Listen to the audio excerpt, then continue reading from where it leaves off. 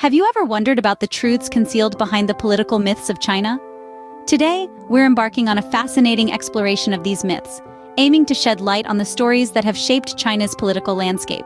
It's crucial to understand these myths, as they often influence the world's perception of China and its people.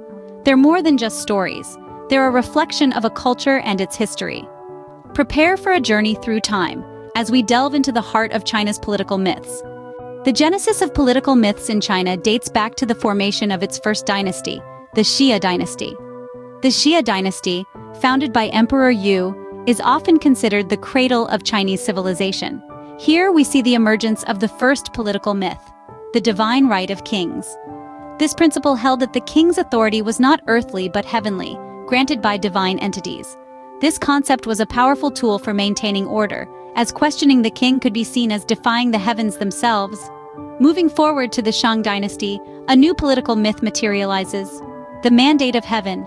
This was a divine decree believed to grant and justify the power of the king. The mandate of heaven was unique in that it was not a permanent designation. Rather, it could be lost if the ruler was unjust or failed to maintain harmony in the kingdom. This led to the concept of dynastic cycles, where a dynasty could rise and fall, depending on its adherence to the mandate of heaven. Lastly, we come to the Zhou dynasty, where the myth of the benevolent ruler takes root. This myth proposed that a good ruler was not just a political leader, but also a moral one. The king was expected to lead by example, demonstrating virtues like benevolence, righteousness, and propriety. This myth was instrumental in shaping the concept of Junzi, or the superior man, an ideal that continues to influence Chinese ethics and politics today. These early myths from the Xia, Shang, and Zhou dynasties were more than just stories. They were powerful narratives that helped to solidify the authority of the ruling class.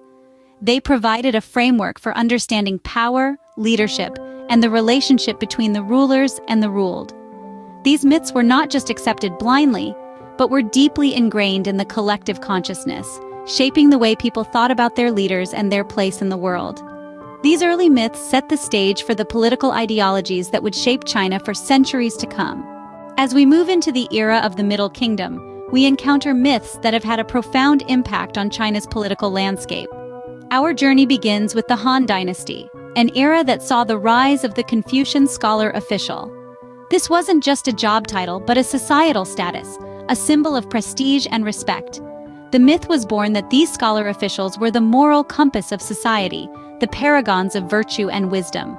They were imagined as the guardians of the kingdom, entrusted with the responsibility of maintaining social harmony. This myth, deeply ingrained, continues to have its echoes in the reverence for education and intellectualism in modern China. Next, we find the myth of the harmonious society. The Han Dynasty was a time of relative peace and prosperity, a golden age that many look back upon with nostalgia.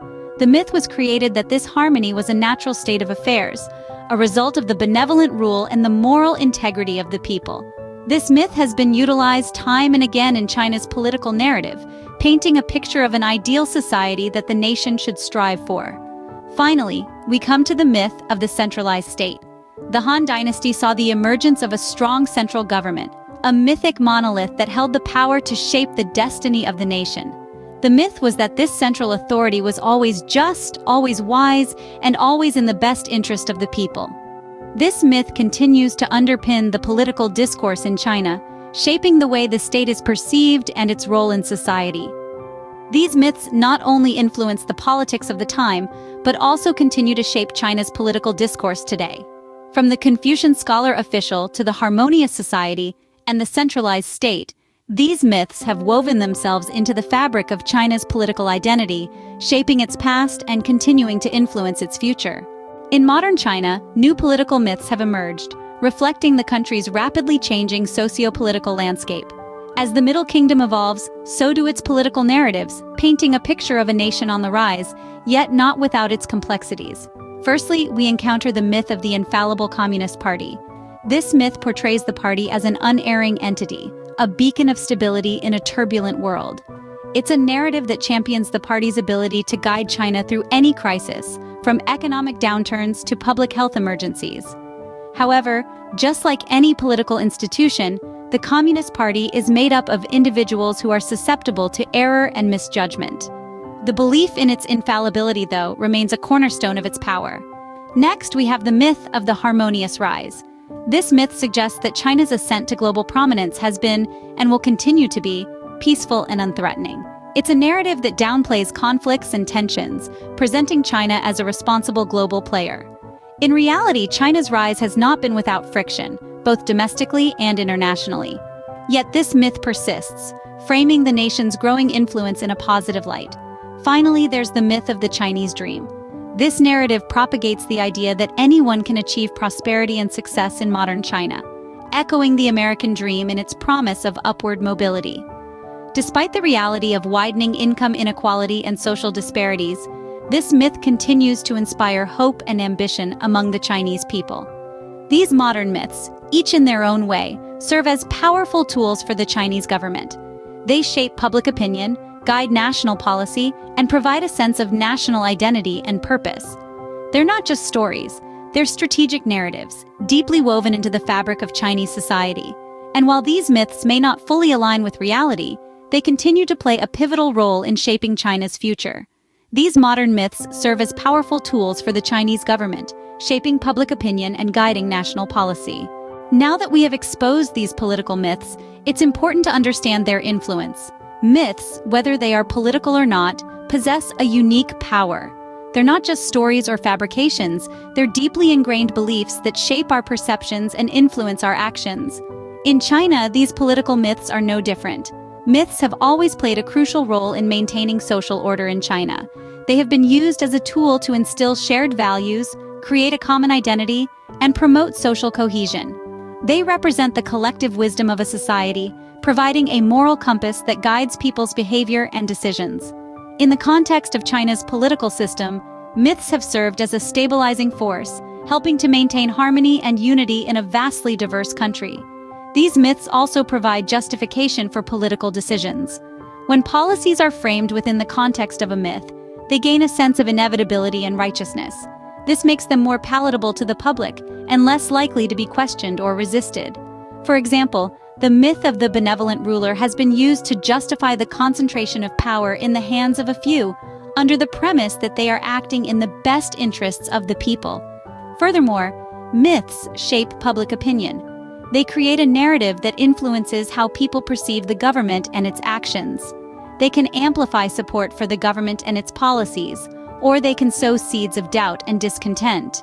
In this way, myths can serve as both a shield and a sword in the political arena. In conclusion, the power of myths is not in their veracity, but in their capacity to shape our understanding and perception. They're an integral part of the political landscape, subtly influencing the way we see the world and our place within it.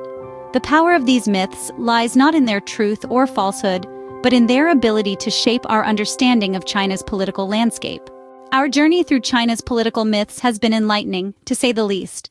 We've traversed the vast expanse of China's history, uncovering the truth behind the myths that have shaped this nation's political landscape. From the dawn of these political myths, we've seen how they were born from a mix of historical events, cultural beliefs, and political agendas. We've witnessed their evolution, from the rise of the Middle Kingdom, through periods of monumental change and modernization, to the contemporary narratives that continue to influence the nation's political discourse today. We've explored how these myths, whether they uphold the status quo or challenge it, have an undeniable power. They've fueled revolutions, justified policies, and guided the direction of China's political system. They've woven themselves into the fabric of society, becoming an integral part of the nation's identity. And yet, as we've discovered, these myths are not always as they seem. Beneath the surface, they often reveal a more nuanced reality, one that's shaped by a multitude of factors and perspectives. They remind us that China's political landscape is far from monolithic, but rather a complex tapestry of stories, beliefs, and ideologies.